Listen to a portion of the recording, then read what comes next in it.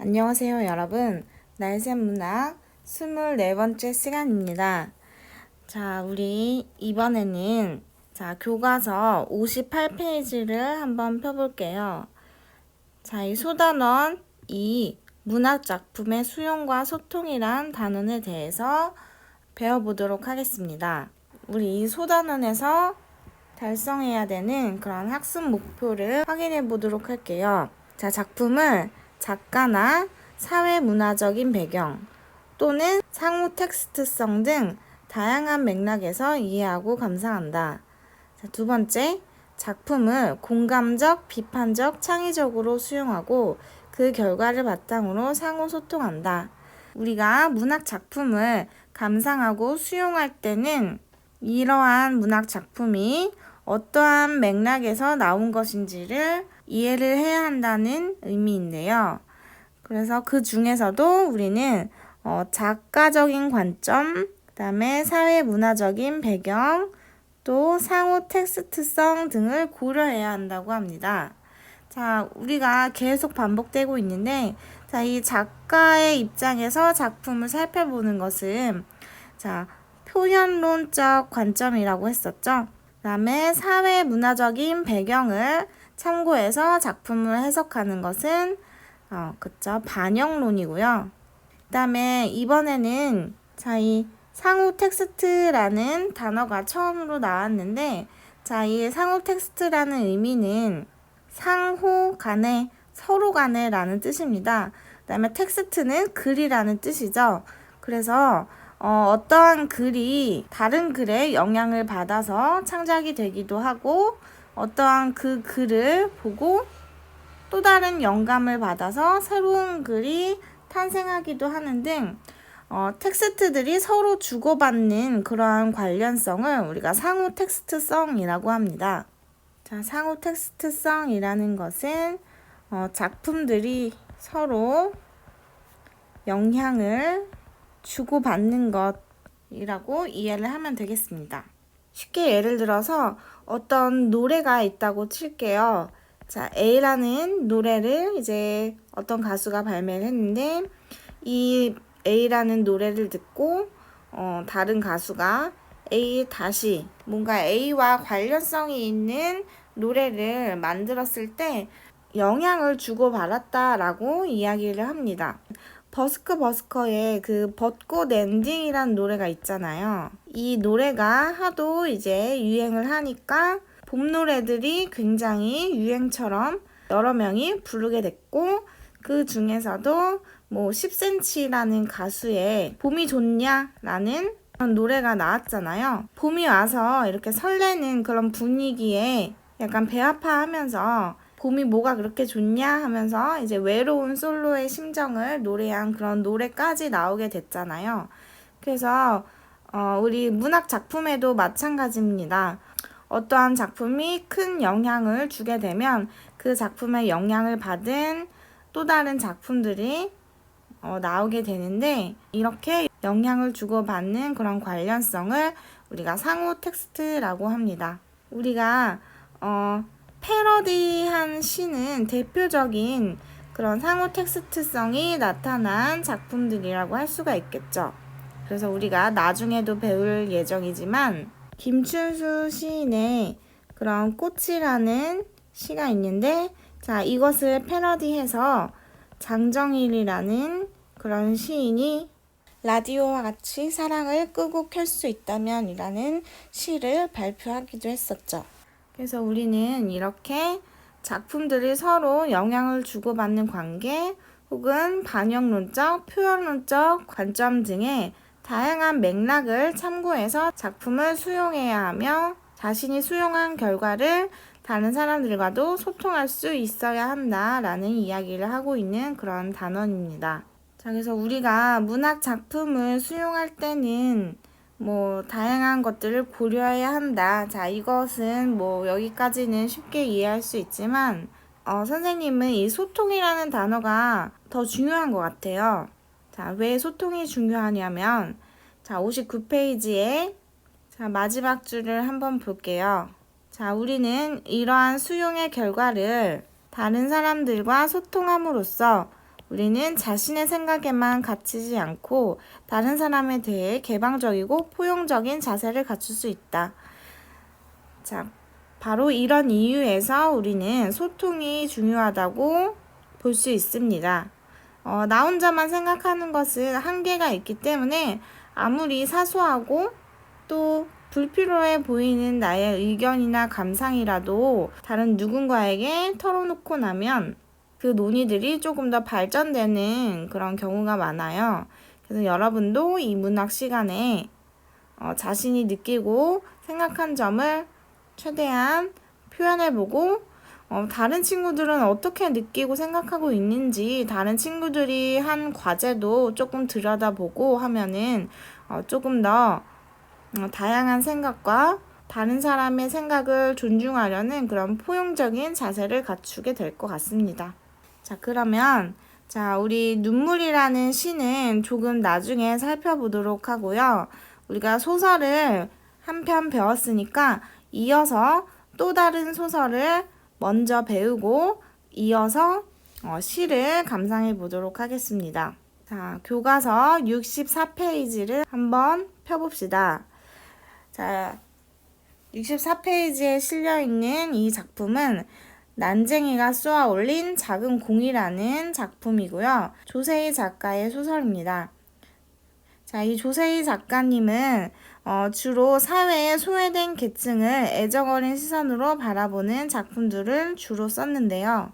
주요 작품으로는 메비우스의 띠, 시간여행 등이 있는데요. 자, 이 메비우스의 띠라는 작품은 바로 이 난쟁이가 쏘아올린 작은 공이라는 연작 소설 중에서 하나의 단편 소설입니다. 짧은 단편 소설이 모아져 있는 한 권의 책을 단편 소설집이라고 하는데요. 이 단편 소설집과 연작 소설이 다른 점은 이 단편 소설집은 그냥 하나의 책 안에 A라는 이야기, B라는 이야기, C라는 이야기 이렇게 다른 내용을 가진 소설들이 그냥 외형상 하나로 하나의 책으로 묶여 있는 것 뿐인 반면에 비해 연작 소설은 A라는 이야기, R이라는 이야기, T라는 이야기 이러한 작품이 모여서 전체적으로 아트라는 하나의 단어가 되는 것처럼 짧은 이야기들이 모여서 전체의 큰 하나의 작품을 이루고 있는 것을 우리가 연작 소설이라고 합니다. 그래서 교과서 뒷부분에도 설명이 나오는데요. 한번 다 같이 읽어볼게요. 교과서 75페이지입니다.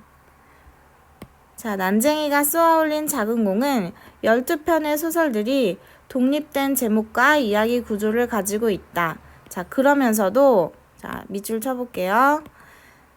그러면서도 각각의 이야기가 어울려 하나의 장편을 이루며 난쟁이 가족과 그 주변 인물들의 삶을 전달한다. 그 중에서 동명의 소설, 동명이라는 것은 같은 이름을 가진 소설이라는 뜻이죠. 그래서 이 난쟁이가 쏘아올린 작은 공이라는 것이 전체 책 제목이기도 하고요. 이 전체 책 아래에 묶여있는 12편의 소설들 중에서 네 번째 실린 단편 소설의 작품 이름이기도 합니다. 이처럼 독립적 완결 구조를 갖춘 각각의 작품들이 어떤 내적인 연관성을 가지고 연쇄적으로 묶여있는 형식의 소설을 연작소설이라고 한다. 연작소설은 압축된 구성으로 인생의 한 단면을 제시하는 단편소설의 장점과 인간의 삶을 총체적으로 조망할 수 있는 조망이라는 것은 거시적인 관점에서 바라보는 것을 조망한다라고 합니다. 그래서 삶을 총체적으로 전체적으로 바라볼 수 있는 장편소설의 장점을 아우르는 특징을 가진다고 볼 수 있습니다. 그래서 우리가 이 작품은 난쟁이 가족의 이야기라고 볼 수 있는데 아버지의 이야기, 그다음에 첫째 이야기, 둘째 이야기, 막내의 이야기 이런 식으로 이 난쟁이 가족의 이야기를 어느 한 사람의 시점으로 쭉 전달하는 것이 아니라 이 인물들의 이야기를 다양하게 살펴본다는 그런 의미예요. 혹은 이 양기자 작가의 원미동 사람들이라는 그런 소설에서는 선생님이 양기자 소설가의 모순이라는 책을 굉장히 좋아한다고 했었죠. 그래서 이 양기자님의 원미동 사람들은 이 동네 이름이에요. 그래서 이러한 동네, 원미동이라는 동네에 사는 여러 마을 사람들의 이야기를 한 편의 큰 제목 아래에 이제 작은 단편들로 이제 수록을 해 놓은 것이죠. 그래서 여러분들은 연작소설의 개념을 이번 시간에 좀 알아두면 좋겠습니다. 뭐 쉽게 얘기하면 마블 영화 시리즈를 이제 떠올릴 수도 있겠죠. 뭐 토르나 헐크나 캡틴 아메리카나 뭐 이러한 다양한 주인공들이 독립적으로 이야기를 가지고 있으면서도 전체적으로는 어벤져스라는 한 팀으로 모여서 또 하나의 전체적인 그런 세계관을 이루잖아요. 그런 것과 비슷한 개념이라고 생각을 하면 될 것 같습니다. 자, 그럼 우리 다시 소설의 처음으로 돌아가서 여러분들이 이 소설을 이해하기 위해서 기본적으로 알아두어야 하는 그러한 사회적인 맥락에 대해서 살펴보도록 할게요. 감상 열기를 통해서 우리가 그 배경을 파악해 보자면, 자, 이 작품은 난쟁이 가족의 삶을 통해 산업화 시기 도시 빈민의 삶을 그린 소설이다. 자, 바로 이 소설의 배경은 산업화 시기라고 할 수가 있는데요. 자, 우리 한국 사회에서 급속도로 경제 성장을 이루었던 시기가 몇 년대죠? 그쵸, 바로 경제개발 5개년 계획이 이루어지던 1970년대죠. 그때 박정희 대통령이 집권을 하던 시기였고, 뭐 새마을 운동, 자, 이러한 운동을 펼치면서 잘 살아보세 운동을 하기도 했고, 자, 경제개발 5개년 계획 아래 이제 정부 중심의 그런 수출 중심의 공업화가 이루어지던 시기였잖아요. 여러분 뭐 사회 시간이나 역사 시간에 배워서 알겠지만, 자, 이 우리나라가 수출을 잘 해야 된다. 그래서 외화를 벌어서 경제 성장을 해야 한다라는 그러한 명목으로 굉장히 많은 서민들이 공장에서 밤낮 없이 일하고 거의 살인적인 노동 강도로 한국의 그런 경제를 성장시키기 위한다는 그런 명목 아래 많은 노동자들이 이제 착취를 당하고는 했습니다. 그래서 이때는 이제 임금을 조금 주고 또 저고가, 이제 농촌에 살던 그런 젊은 사람들이 공장이 있는 도시로 몰려와서 먹고 살면서 이제 공장에서 일을 해야 되는데, 이 쌀이 비싸면은 생활비가 많이 드니까 정부에서 저고가 정책을 펼쳤어요. 그래서 곡식할 때 곡이죠. 그래서 곡물의 가격을 이제 낮게 불러서 도시 노동자들이 임금을 조금 받더라도 쌀 정도는 사 먹을 수 있는 그런 수준의 이제 경제 정책을 펼치게 됐죠.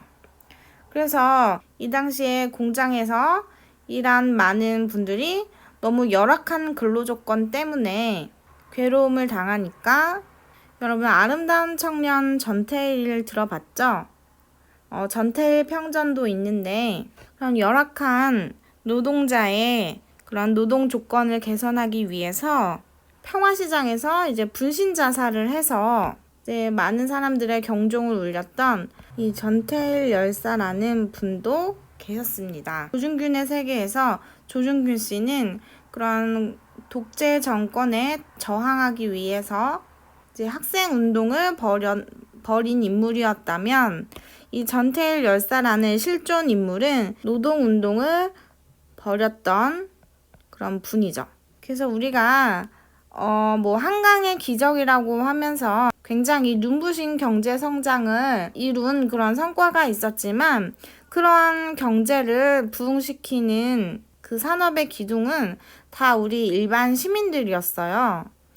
그런데 그런 시민들이 제대로 된 대우를 받지도 못하고 임금 체불을 당하거나 굉장한 이제 산업재해를 당하는 등의 그런 어려움을 많이 겪으셨죠. 그래서 이 작품은 당시에 그런 굉장히 비참하고 우울할 수 있는 그 당시 도시 빈민, 도시에 살면서 가난한 그런 사람들의 이야기를 그린 소설이기 때문에 내용이 조금 무거울 수 있습니다. 자, 그래서 이 소설에 나오는 인물들에 대한 인물 소개를 간단히 보면, 자, 어머니는 가족을 위해 희생하며 생계를 꾸려 나가기 위해서 노력하는 그런 현실적인 인물이고요.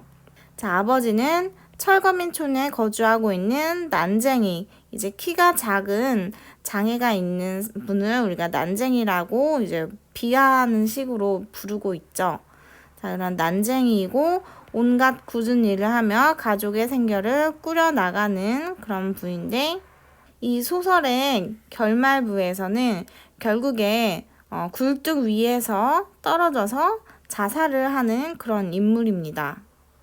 자, 그다음에 영호는 이 부부의 이제 둘째 아들이고 공장에서 노동자로 일하며 자신과 가족이 처한 현실의 문제에 불만을 느끼는 그런 인물입니다.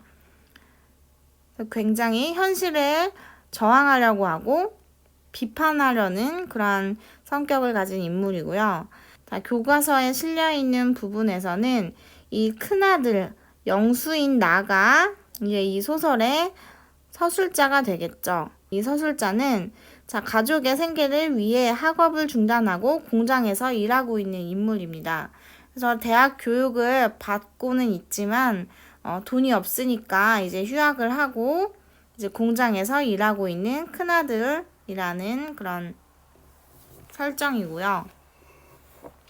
마지막으로 막내딸인 영희는 가족을 사랑하는 그런 순수한 성품을 지닌 그런 인물이자 가족을 위해서 자신을 희생하는 그런 행동을 하는데, 결국에는 아버지가 돌아가셨기 때문에 부질없는 짓이 되고 마는 그런 인물이 되죠.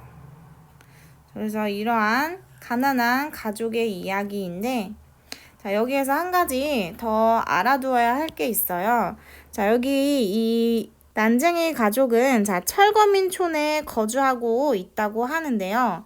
자, 이것과 관련된 굉장히 중요한 이제 역사적인 사건이 있습니다. 자, 이 철거민촌이라는 것은 우리가 불법적으로 우리가 집에 살려면 그 집이 이제 허가를 받아야 되는데, 이 사람들은 이제 무허가 집에서, 무허가 건물에서 살고 있기 때문에 자기 땅도 아니고 자기네 정식 허가를 받은 자기네 집도 아니에요. 그래서 법적으로는 국가가 이 사람들의 집을 이제 허물어도 아무런 문제가 되지 않아요. 왜냐하면은 정식으로 허가를 받은 집이 아니기 때문에. 자, 그래서 허가를 받지 않은 이유는 당연히 돈이 없어서 그냥 막 지어서 사는 그런 집이기 때문이죠. 그런데 이제 국가에서는 이러한 사람들을 집을 철거해서 싹 몰아내고 이제 새로운 도시를 조성하기 위해서 이제 아파트를 지으려고 하는데, 그래서 어찌됐건 이 사람들이 땅을 점유하고 일정 기간 이상 살았기 때문에 국가에서 이 사람들에게 입주권이라는 것을 주게 됩니다. 그래서 그 새로 짓는 아파트에 입주할 수 있는 권리, 그 권리를 주는데, 이 입주권이 있어도 실제 아파트를 사려면은 돈이 있어야 되잖아요.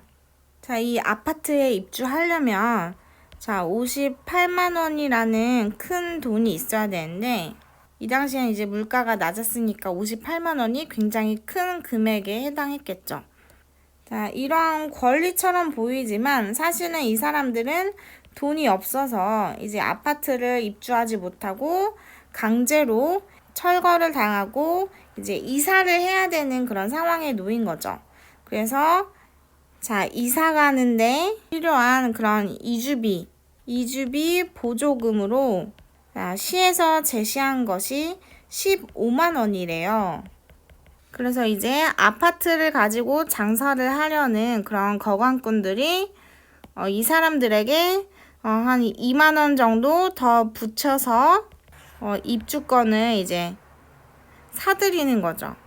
그러면 이 아파트에 들어가고 싶은 사람들이 많으면 많을수록 이 아파트 입주권이 가격이 더 뛰겠죠. 그래서 이 당시부터 이제 아파트를 가지고 투기를 하는 그런 현상이 발생을 했나 봅니다.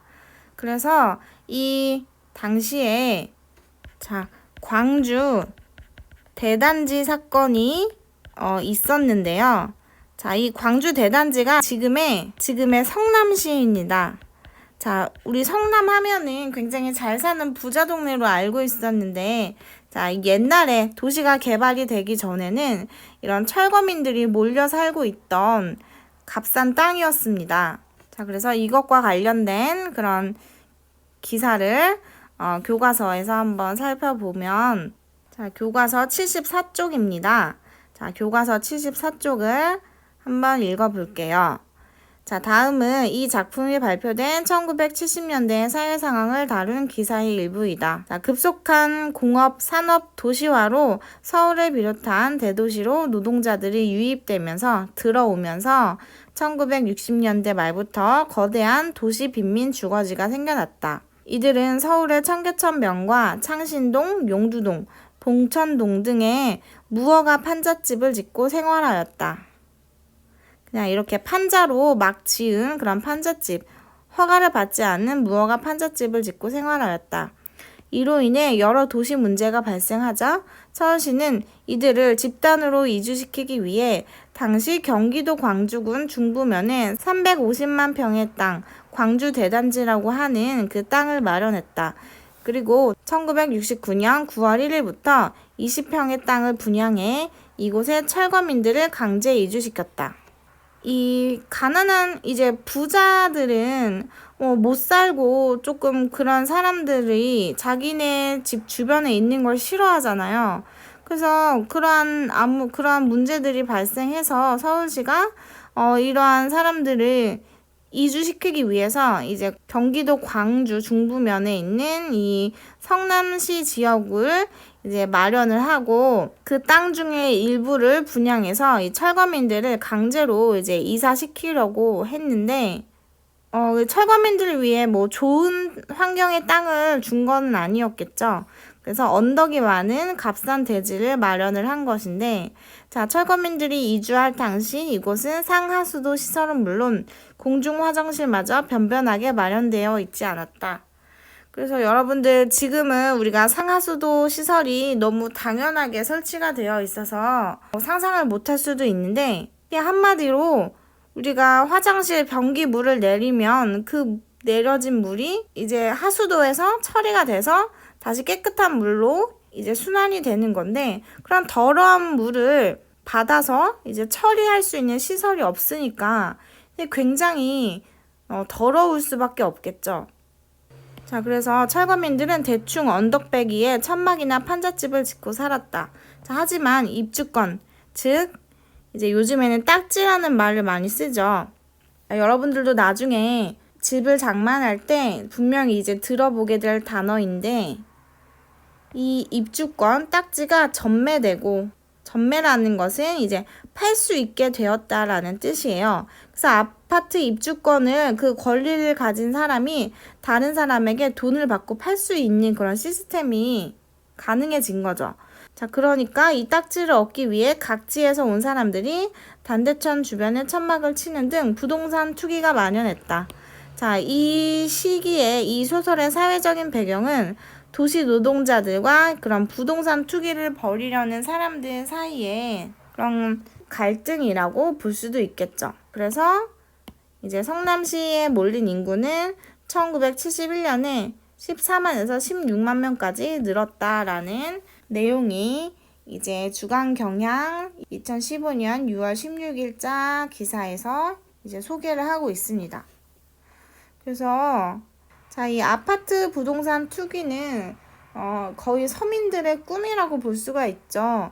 서민들이 이제 큰 자산, 큰 자본이 없으니까 그래도 하나 희망을 가지고 있는 것이 내가 어차피 살아야 되는 그러한 집, 아파트가 가격이 올라서 차액을 받고 자산을 늘리려는 그러한 단 하나의 소망이 있다고 이제 볼 수가 있는데, 자, 그거는 적어도 아파트에 입주할 수 있는 돈이 있는 서민들의 그런 문제죠.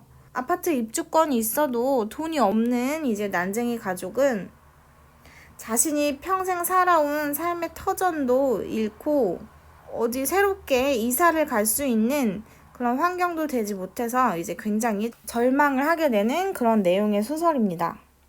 자, 그래서 여러분들이 아파트 투기에 대한 그런 개념이 별로 없을 것 같아서 관련된 영상을 한번 링크를 걸어 둘게요.